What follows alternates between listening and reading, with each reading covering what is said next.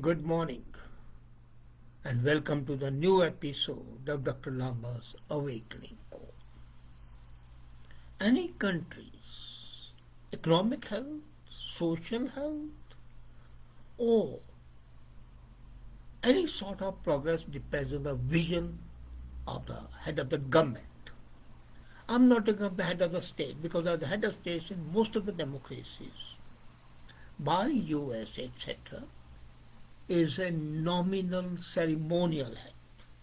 And especially so in Canada, where the head of the state, real head of the state, lives thousands of miles away across the oceans in England. And his or her representative is here who has practically no right. So it's left to the Prime Minister, who is the head of the government, to implement the policies which are good for the country. And when I examine the federal debt of Canada, I'm amazed as well as shocked. One thing I'm sure you would agree with me when I finish these comments, that like father, like son. We had two prime ministers with the same surname, Pierre Trudeau and Justin Trudeau, father and son team.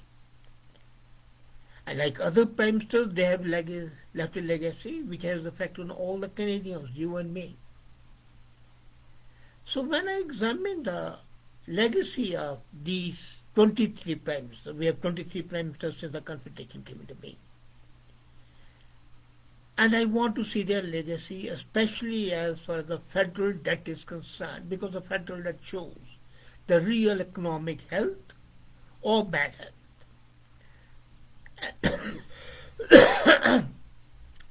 One element critical to an analysis of which prime minister is whether he or she left the federal government more or less indebted when first taking the office. So if we study from 1870 to 2022, we find that the legacies of the prime ministers have not been a very, very happy one. If we look at the percentage change in inflation, adjusted gross debt per person during the tenure of the various prime ministers, the results are not very happy. But that's the way life is. So whether we want it or we don't want it, we cannot deny that our prime ministers have had a good chance. Whether they availed of the chance or not is something to be seen. And if I look at the percentage-wise population, then I'm shocked. Now, by accounting for population growth and inflation, and many times inflation would be of such a nature that the level of debt accumulated would be higher. Historical context is very vital to understand the debt legacies of each prime minister.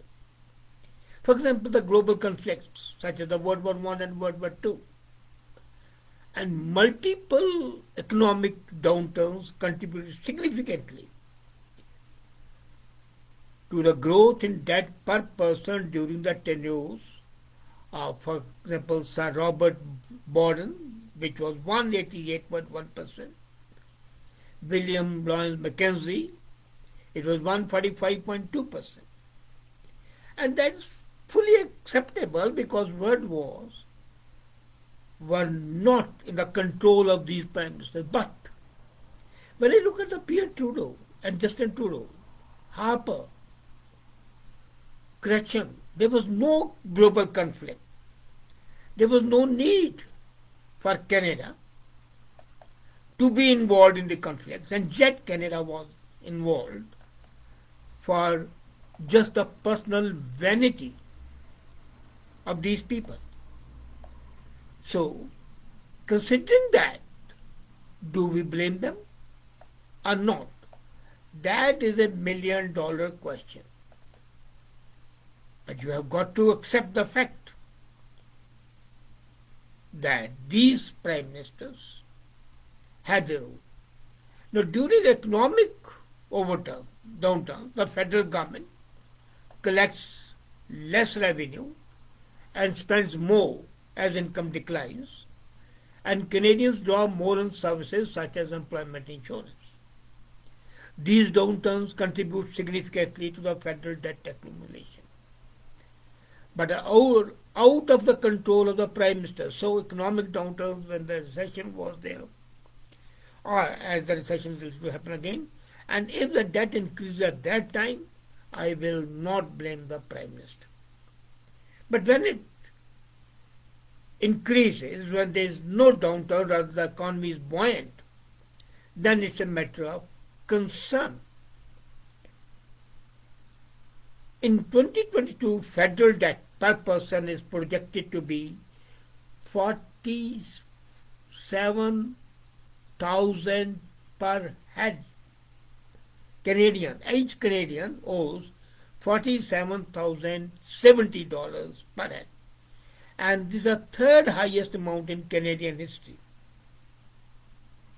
And it is shocking. This is more than 25% higher than the debt per person before COVID in 2019. And in Justin Trudeau's time, federal per person debt increased by 35.5% between 2015 and 2022. This increase in 7 years of 35% is something which is really shocking. And that is what troubles me, because that is something which is unexplainable. Now look at each prime minister. If I look at each prime minister, I'm amazed, because each prime minister had its own valuation. The cake is taken by Prime Minister Pierre Trudeau. During his time, the increase was 58.8%. There was no global conflict. There was no pandemic. There was no downturn. It was sheer bad economic policy, sheer populism, sheer wastage of funds, and the country was indebted to 58.8%.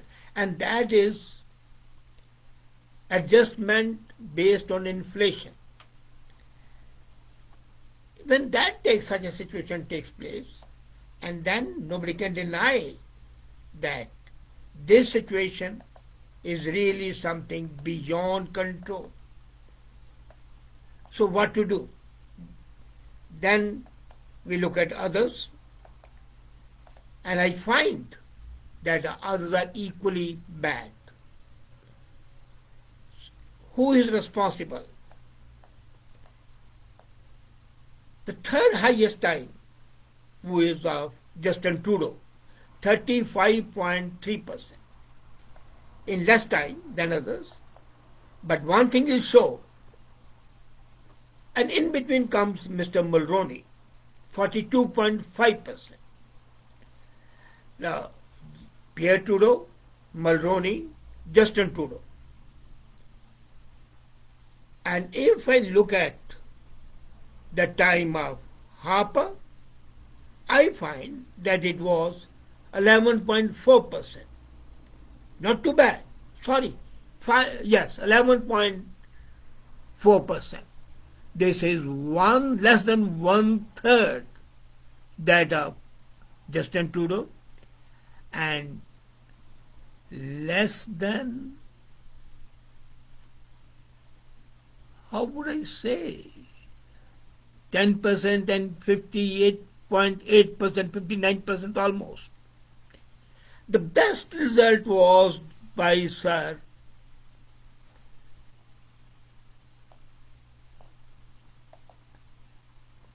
St. Laurent. His was the only time when the debt decreased and decreased by minus 34.3%. That was, as far as the economy is concerned, the heyday of Canada, when federal debt decreased by 35.4%. Now you would ask me, why? It was a sheer pragmatic approach. He did not indulge in the populist measures. He did not waste money on the so-called NGOs. And we have seen the NGOs, the working. We spent millions of dollars given by the government, given by you and me, our tax money. And where does the money go? To the Prime Minister and his family, and there was quite a hue and cry over there. The welfare, so-called welfare activities, which result in increased law and order situation, prostitution, drug issues, mental health issues, creating parasites, prosper, that increased during Pierre Trudeau and Justin Trudeau. If I was to tell you one thing, you'll be shocked. The official languages of Canada are English and French. It's not necessary for the government to provide the translation and interpreting facilities. And if they are provided, they should be charged to the person to whom they are being provided. But here, more than $400 million per year is spent on translation expenses. And that was done about 10 years back, 2010. Yes, that is the figure of 2010. And now it's 2022. So it must have increased exorbitantly.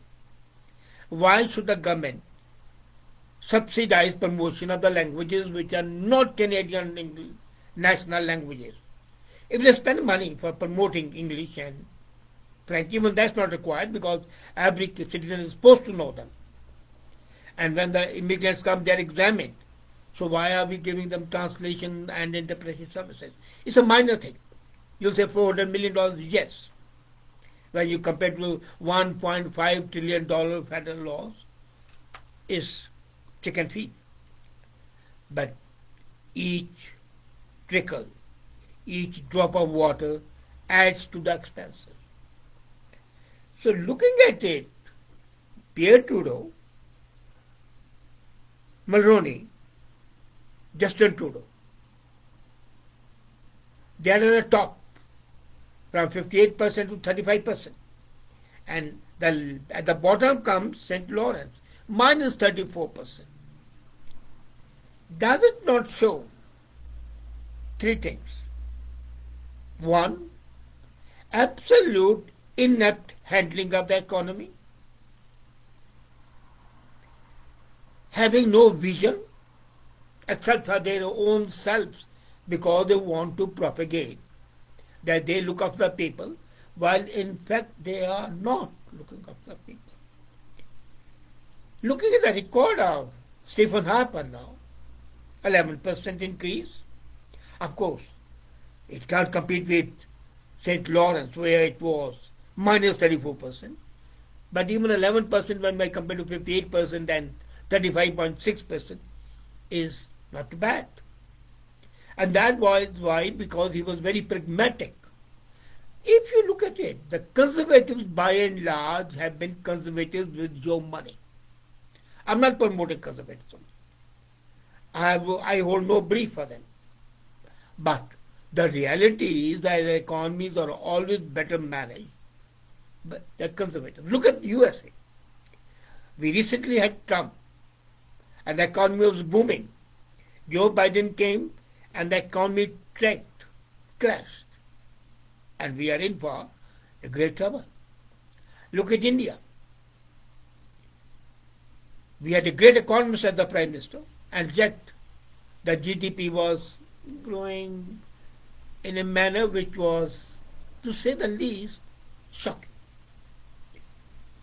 Comes in a visionary, a pragmatic person who is not bound by the absolutely leftist concepts, and is okay, this is to be done, and we are going to be the third largest economy of the world. What does it show? A, your policies.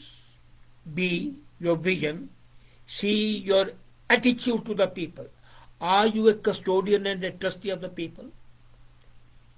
Are you saving money so that the future generations are not under the grindstone of the debt? As I said today, about $50,000 per head Canadian is supposed to be under debt. Is it not incumbent on the Prime Minister?